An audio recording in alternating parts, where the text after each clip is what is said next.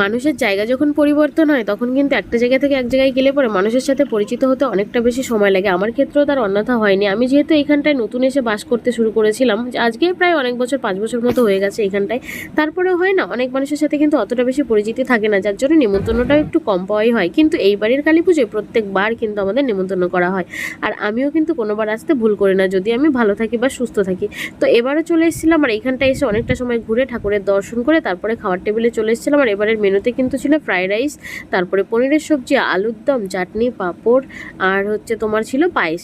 বেশ সুন্দর করে রান্নাটা হয়েছিল, আর এত অপূর্ব লাগছিল সত্যি কথা। আসলে ভোগের প্রসাদ সবসময় ভালো হয়, কিন্তু প্রত্যেকবার খিচুড়ি দেয়, এবার দিয়েছিল ফ্রাইড রাইসটা। আর সত্যি কথা বলতে আমার তো বেশ লেগেছিল এখানটায় খেয়ে। তারপরে চলে এসেছিলাম আবারও এখানটায় কফি খাওয়ানোরও ব্যবস্থা ছিল, 1 কাপ কফি নিয়ে। আর এখানটায় কিন্তু ফায়ার পান দেওয়া হচ্ছিলো, যেহেতু আমি পানটা পছন্দ করি না, তাই 1 কাপ কফি হাতে নিয়ে নাচতে নাচতে বাড়িতে চলে এলাম। আর তোমাদের কেমন লাগলো অবশ্যই কিন্তু বলো। টাটা।